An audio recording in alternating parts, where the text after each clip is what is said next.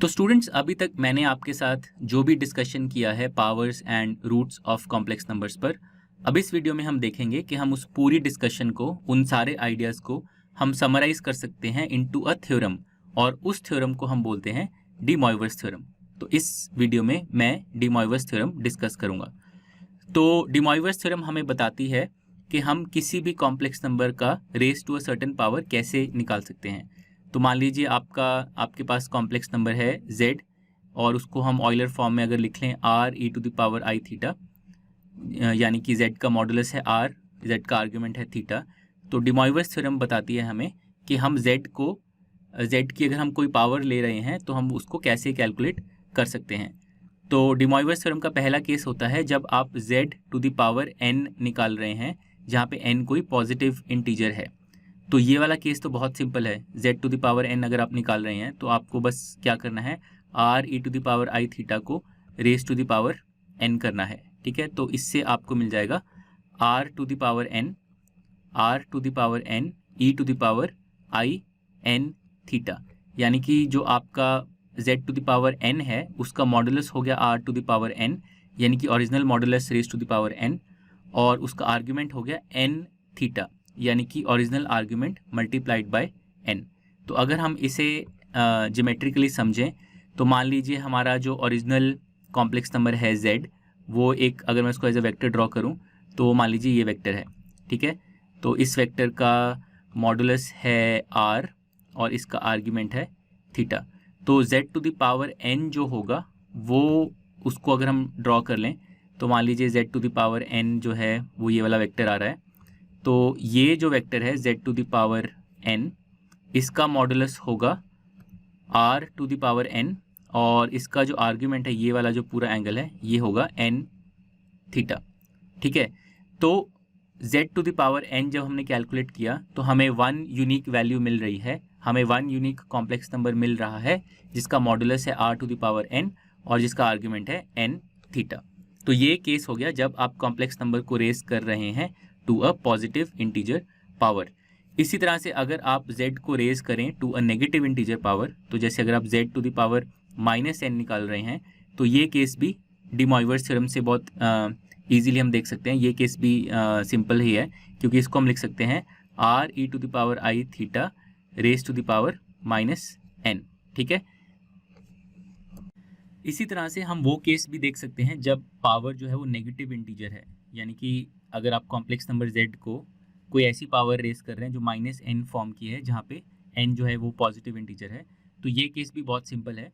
तो इसको हम लिख सकते हैं 1/z to the power n। ठीक है, और z की जगह हम लिख देंगे r e to the power i theta.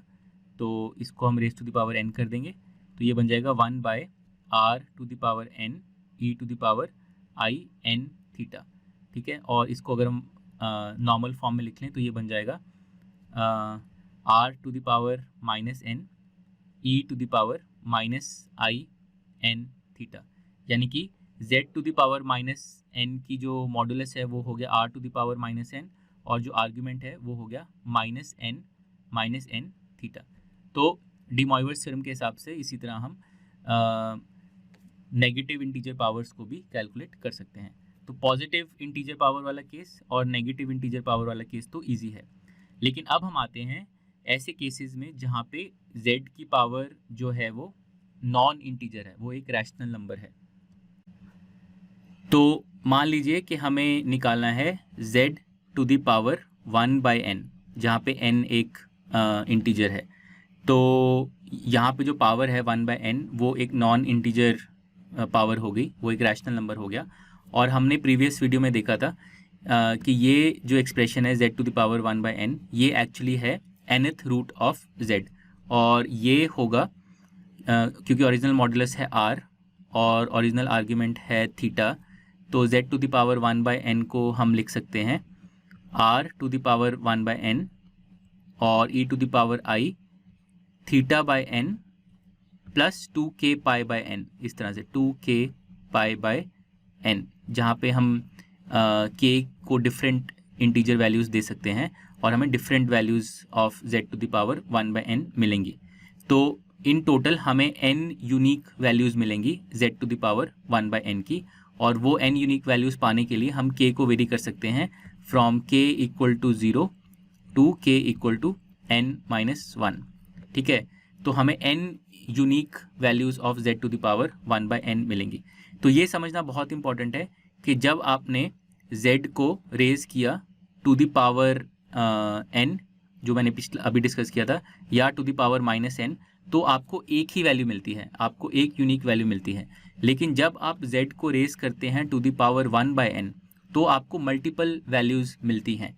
यानी कि ये जो एक्सप्रेशन है z to the power 1/n, ये एक मल्टी वैल्यूड एक्सप्रेशन है, इसकी आपको मल्टीपल वैल्यूज़ मिल रही हैं, इसकी आपको n यूनिक वैल्यूज़ मिल रही हैं, और वो n unique values are given by this expression जो हमने लिख दिया, जिसमें आप k को डिफरेंट इंटीजर वैल्यूज़ दे सकते हैं। और इनको अगर हम एक बार रिकैप कर लेते हैं, इनको इन n वैल्यूज़ को हम प्लॉट कैसे कर सकते हैं, तो उसके लिए हम एक सर्कल बना लेंगे सेंटर्ड एट द ओरिजिन, और उसका रेडियस होगा r to the power 1/n। ठीक है, और फिर आप k को डिफरेंट वैल्यूज़ देंगे। मान लीजिए आपने k को वैल्यू 0 दी, तो आपको पहला रूट मिल जाएगा अपना, और ये पहला रूट होगा आपका r to the power 1/n e to the power i θ/n।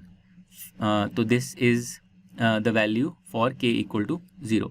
इसी तरह अगर आपने k को 1 वैल्यू दी, तो आपको नेक्स्ट रूट मिल जाएगा, और नेक्स्ट रूट की वैल्यू होगी r to the power 1/n e to the power i θ/n, और इसमें आर्ग्यूमेंट ऐड हो जाएगा 2π/n। ठीक है, तो ये है, एंड ये जो वैल्यू है आपकी, this is for k equal to 1। इस तरह से k इक्वल टू 2 करेंगे तो नेक्स्ट आपको रूट मिल जाएगा, k इक्वल टू 3 करेंगे तो नेक्स्ट रूट मिल जाएगा, एंड सो ऑन। आप k इक्वल टू n-1 करेंगे तो आपको आखिरी रूट मिल जाएगा। तो ये लिख लेते हैं k की वैल्यूज़ को, k equal to 0, k equal to 2, यहाँ पे k equal to 3, and so on. आप चलते जाएंगे अराउंड द सर्कल, और finally k equal to n-1 अगर आप करेंगे तो आपको आखिरी रूट मिल जाएगा। फिर अगर आप k की वैल्यू को n करेंगे तो आपको वापस वही वैल्यू मिल जाएगी जो k इक्वल टू 0 के लिए मिली थी। फिर आप k को n+1 करेंगे तो वही वैल्यू मिल जाएगी जो k इक्वल टू 1 के लिए मिली थी। k को n+2 करेंगे तो k इक्वल टू 2 वाली वैल्यू मिल जाएगी, एंड सो ऑन। इसी तरह से अगर आप k को -1 करेंगे तो आपको k इक्वल टू n-1 वाली वैल्यू मिल जाएगी। अगर आप k को -2 करेंगे तो आपको k इक्वल टू n-2 वाली वैल्यू मिल जाएगी। ठीक है, तो k इक्वल टू -2 अगर आप करेंगे तो आपको k इक्वल टू n-2 वाली वैल्यू मिल जाएगी, एंड सो ऑन। तो आप देख सकते हैं कि n यूनिक वैल्यूज़ मिल रही हैं, और आप ले सकते हैं उन n यूनिक वैल्यूज़ को पाने के लिए आप ले सकते हैं k equal to 0 up to k equal to n-1। But वैसे अगर आप सोच के देखें तो आप कोई भी n successive values of k ले सकते हैं, क्योंकि आपका यहाँ पे एक साइक्लिक पैटर्न बन रहा है। अगर आप k को कोई भी n सक्सेसिव वैल्यूज़ दें तो आपको सारी रूट्स की वैल्यूज़ जो हैं वो मिल जाएंगी। तो टिपिकली कन्वेंशन ये रहता है कि हम k को 0 से स्टार्ट करके k को n-1 तक लेके जाएं, तो हमें सारी n वैल्यूज़ जो है वो मिल जाएंगी। लेकिन इम्पॉर्टेंट बात फिर भी ये है समझने की, जो वंस अगेन मैं रीआइट्रेट कर रहा हूँ, कि z to the power n और z to the power -n, ये जब हमने निकाले तो इनकी हमें सिंगल वैल्यू मिल रही है। ठीक है, हमें एक ही नंबर मिल रहा है। लेकिन जब हमने z को 1/n निकाला, यानी कि हमने nth रूट निकाला, तो ये एक मल्टी वैल्यूड एक्सप्रेशन है, और इसमें हमें n यूनिक वैल्यूज़ जो हैं, n यूनिक वैल्यूज़ मिल रही हैं। तो स्टूडेंट्स, यही है बस की idea of De Moivre's theorem. बहुत ही सिंपल थ्योरम है, मैं एक बार फिर से समराइज़ कर देता हूँ। अगर आप कॉम्प्लेक्स नंबर को एक इंटीजर पावर से रेस कर रहे हैं, जैसे आप z to the power n निकाल रहे हैं, तो इसकी आपको एक सिंगल वैल्यू मिलेगी, और वो सिंगल वैल्यू होगी r to the power n e to the power iota n theta. यानी कि अगर आप इसको पोलर फॉर्म में लिखें तो ये होगा r to the power n cos n theta plus iota sine n theta. तो z to the power n का मॉडुलस है r to the power n, और आर्ग्यूमेंट है n थीटा, और आपको एक यूनिक वैल्यू मिल रही है। लेकिन अगर आपकी जो पावर है वो एक नॉन इंटीजर नंबर है तो मल्टी वैल्यूड एक्सप्रेशन होगा। तो जैसे अगर आप z to the power 1/n करें, जहाँ पे n एक इंटीजर है, तो इसकी एक सिंगल वैल्यू नहीं होगी, इसकी मल्टीपल वैल्यूज़ होंगी। तो वो उन सारी मल्टीपल वैल्यूज़ की मॉडुलस तो सेम होगा, मॉडुलस होगा r⁴ लेकिन सबका आर्ग्यूमेंट डिफरेंट होगा। और आर्ग्यूमेंट निकालने के लिए हम ऐसे लिखेंगे e⁻i θ/n प्लस 2k⁻n। तो ये जो फैक्टर है 2k⁻n, ये है वो फैक्टर जो कि वेरिएशन ला रहा है। इसमें आप k को डिफरेंट इंटीजर वैल्यूज़ देंगे तो आपको different values of the argument मिलेंगी। तो आप k को कोई भी n कंसेक्यूटिव इंटीजर वैल्यूज़ दे सकते हैं, बट टिपिकली कन्वेंशन ये होता है कि हम k को 0 से लेकर n-1 तक लेकर जाते हैं। और जब हम ये वेरिएशन करते हैं तो ये जो एक्सप्रेशन है ये हमें n डिफरेंट यूनिक वैल्यूज़ देगा। तो z⁴ की हमें n डिफरेंट वैल्यूज़ मिलेंगी, यानी कि ये मल्टी वैल्यूड है, वेयर एज z⁴n की हमें एक सिंगल वैल्यू मिलेगी। तो ये है core idea of De Moivre's theorem. तो इन जनरल अगर आप कॉम्प्लेक्स नंबर को किसी rational non integer rational power पे रेस कर रहे हैं, जैसे p/q कर रहे हैं, जहाँ पे p और q दोनों इंटीजर्स हैं, तो इसको आप इंटरप्रेट कर सकते हैं as z⁴p raise to the power 1/q या फिर z⁴1/q raise to the power p। तो दोनों एक्सप्रेशन में आप देख सकते हैं क्योंकि ये पावर 1/q आ रही है, तो जो एक्सप्रेशंस हैं वो मल्टी वैल्यूड होंगे। तो बेसिकली जब आप कॉम्प्लेक्स नंबर को नॉन इंटीजर पावर्स पे रेस करते हैं तो आपको मल्टीपल वैल्यूज मिलती हैं। अब finally before we close this video, हम डी मॉइवर्स थ्योरम पे एक एग्जांपल कर लेते हैं।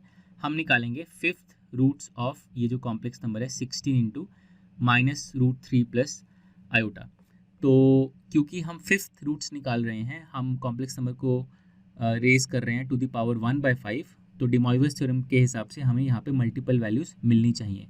इनफैक्ट क्योंकि फिफ्थ रूट्स निकाल रहे हैं हम, तो हमें 5 यूनिक वैल्यूज़ मिलनी चाहिए। तो वो वैल्यूज़ निकालने के लिए हम पहले अपने कॉम्प्लेक्स नंबर को लिख लेते हैं इन द ऑयलर फॉर्म। तो अगर हम इस कॉम्प्लेक्स नंबर को z बोल दें, ये जो गिवन कॉम्प्लेक्स नंबर इसको z बोलते हैं, तो z का जो मॉड है आप निकाल सकते हैं, मॉड होगा 32 और z का जो प्रिंसिपल आर्ग्यूमेंट है ये होगा 5π/6। ये सेकंड क्वाड्रेंट में लाई कर रहा है पॉइंट, तो इसका जो प्रिंसिपल आर्ग्यूमेंट है 5π/6 है, तो इसको मैं लिख सकता हूँ e⁻i 5π/6। तो मान लीजिए ये जो पॉइंट है यहाँ पर, ये है हमारा कॉम्प्लेक्स नंबर z।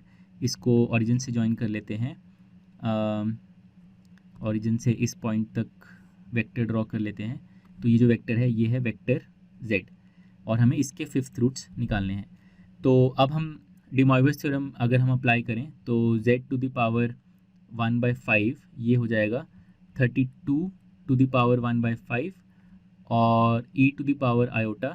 तो ओरिजिनल जो आपका आर्ग्यूमेंट है 5π/6, उसको डिवाइडेड बाय 5 करिए पहले, तो आपका π/6 आ जाएगा, और फिर प्लस आप जो आपका वेरिएशन वाला फैक्टर आएगा वो आएगा 2k⁻5, क्योंकि आपको करना है 2π/n × k आप करते हैं, यहाँ पे n की वैल्यू 5 है, तो ये जो आपका वेरिएशन फैक्टर है ये आएगा 2k⁻5।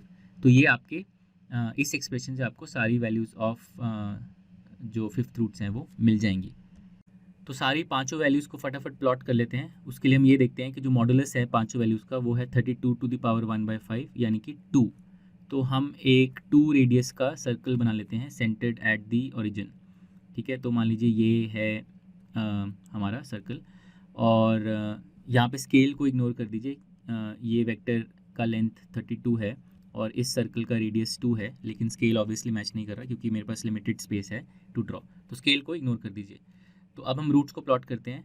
तो पहले रूट को प्लॉट करने के लिए हम k को 0 डालते हैं। k को 0 डालेंगे तो एंगल आ जाएगा π/6। तो आप इस फैक्टर की वैल्यू देखिए, π/6 + 2k⁻5।